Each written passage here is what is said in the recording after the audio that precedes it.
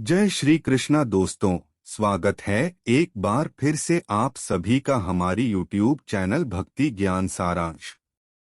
दोस्तों, यह एक सवाल है तो हर इंसान के मन में कभी ना कभी जरूर आता है कि अच्छे लोगों की मृत्यु जल्दी क्यों हो जाती है। दोस्तों, हमेशा यह देखा जाता है कि अच्छे से और धर्म से चलने वाले लोगों की मृत्यु अक्सर जल्दी ही हो जाती है।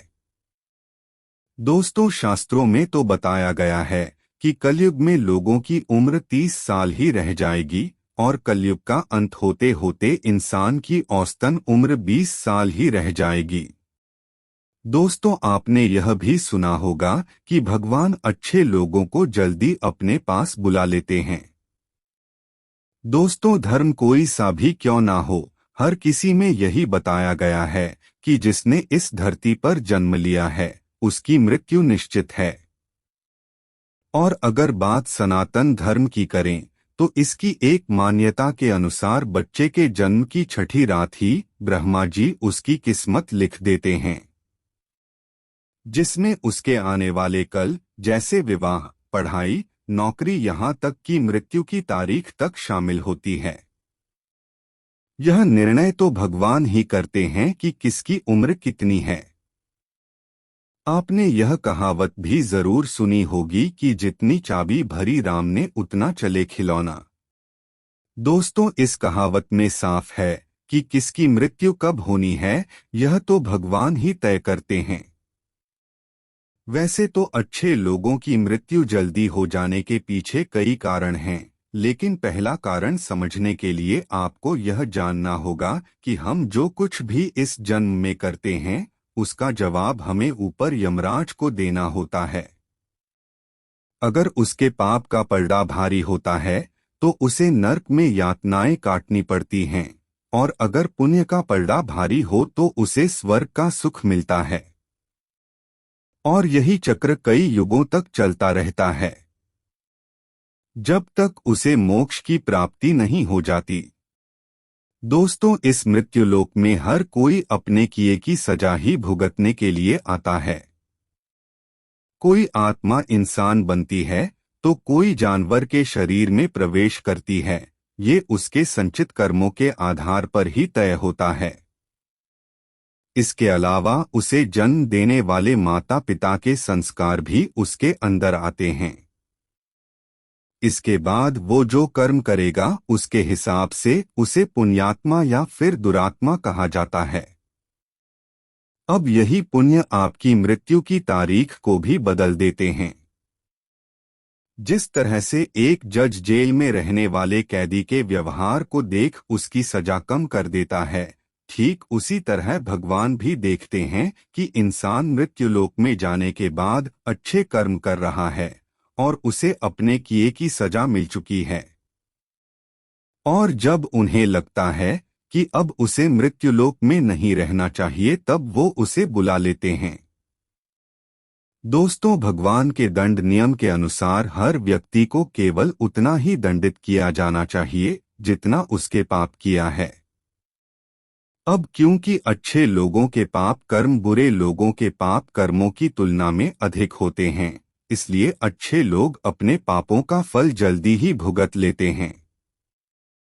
हिंदू धर्म में मान्यता है कि भगवान हर अच्छे आदमी को किसी न किसी उद्देश्य के साथ ही उसे मृत्युलोक में भेजते हैं, और भगवान का अपना अवतार उन्हीं उद्देश्यों में शामिल है। इसीलिए जब वो उद्देश्य जल्दी पूरे हो जाते हैं तब भगवान उन्हें वापस बुला लेते हैं। अर्थात अच्छे लोगों की मृत्यु उनके अच्छे कर्मों पर ही निर्भर करती है। दोस्तों, इसके अलावा आपको ये भी बता दे कि जो लोग ये कहते हैं कि मरने के बाद इंसान खाली हाथ जाता है, उन्हें यह जान लेना चाहिए कि 3 चीजें ऐसी हैं जो मरने के बाद भी उसके साथ जाती हैं। पहला है संचित कर्म, दूसरा है स्मृति और तीसरी है जागृति। इसीलिए इंसान को किसी से यह नहीं कहना चाहिए कि आप खाली हाथ आए थे और खाली हाथ जाएंगे।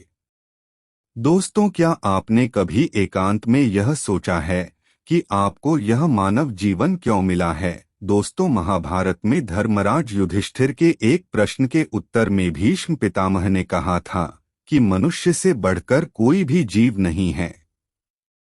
आपको यह जानकर आश्चर्य होगा कि 84 लाख योनियों के बाद हमें मनुष्य जीवन मिलता है और संसार के सभी प्राणियों में मनुष्य ही सबसे श्रेष्ठ है। इसकी वजह है मनुष्य में सत्य एवं असत्य का विवेक कराने वाली हमारी बुद्धि का होना। लेकिन इस धरती पर हम दुनियादारी के चक्र में कुछ इस तरह फंस जाते हैं कि हमारी बुद्धि सीमित दायरे में ही सिमटकर रह जाती है। हम सांसारिक सुखों को ही सब कुछ मानकर उसमें लिप्त रहने में ही अपना सौभाग्य और अपने जीवन की सफलता समझते हैं। यही गलती हम कर जाते हैं, क्योंकि इसके बावजूद कोई भी व्यक्ति यह दावा नहीं करता कि वह पूरी तरह से सुखी है। सच्चाई यह है कि हमें सामान्य मानव जीवन के उद्देश्य की पूर्ति के लिए निरंतर प्रयास करते रहना चाहिए, क्योंकि कहा भी जाता है कि जन्म विवाह मरण गति सोई, जो जहां लिखा था तक हुई। दोस्तों, यह सच है कि अपने और अपने परिवार का भरण पोषण की जिम्मेदारी हमारी है और हमें इसे हर हाल में निभाना चाहिए। लेकिन क्या आपको यह मालूम है कि आप कहां से आए हैं और आपको कितने दिनों तक या कितने सालों तक इस संसार में रहना है, और आपकी मंजिल क्या है? अगर नहीं, तो इन प्रश्नों के उत्तर में ज्यादातर लोग यही कहते हैं कि पता नहीं, ऐसे लोग बड़े ही अजीब होते हैं। वो यात्रा तो कर रहे होते हैं, पर यात्रा के संबंध में उन्हें कुछ जानकारी नहीं होती। उन्होंने मानव जीवन पाया है, लेकिन उन्हें अपने जीवन का लक्ष्य मालूम नहीं होता। हमारे आपके जीवन का मतलब है एक उद्देश्य खोज लेना और अपने भीतर शांत रहना। कहा गया है कि मनुष्य आनंद लोक का वासी है और आनंद के परमधाम तक पहुंचना ही उसके जीवन का एकमात्र लक्ष्य भी है। इसलिए मनुष्य को इस संसार की मोह माया से निकलकर भव्य जीवन की प्राप्ति के लिए साधना के मार्ग को अपनाकर अपने गंतव्य को पहचानना चाहिए।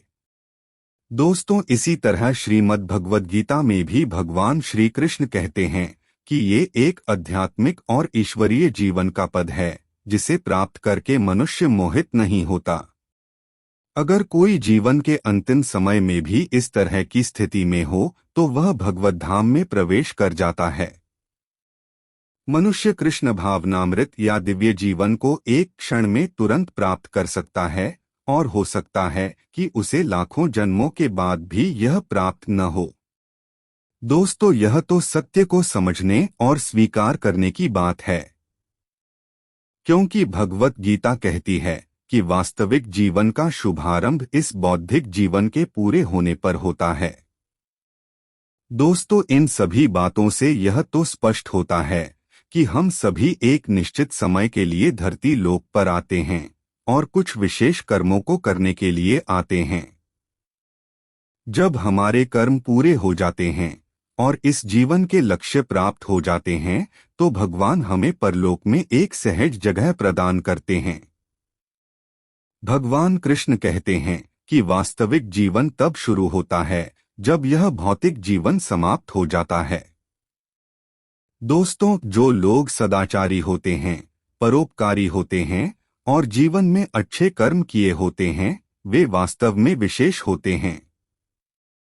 और दोस्तों, जब उनके धरती पर आने का उद्देश्य पूरा हो जाता है, तो भगवान उन्हें वापस बुला लेते हैं। दोस्तों, आशा करते हैं आप लोगों को यह जानकारी पसंद आई होगी। तो कृपया वीडियो को लाइक एवं शेयर जरूर करें, और यदि चैनल पर आप लोग पहली बार आए हैं तो चैनल को भी सब्सक्राइब जरूर कर ले, ताकि हमारे द्वारा पोस्ट की हुई वीडियो अब तक सबसे पहले पहुंच सके। दोस्तों, इस वीडियो में बस इतना ही। मिलते हैं अगले वीडियो में एक नई ज्ञानवर्धक कहानी के साथ। तब तक के लिए जय श्री कृष्णा, राधे राधे।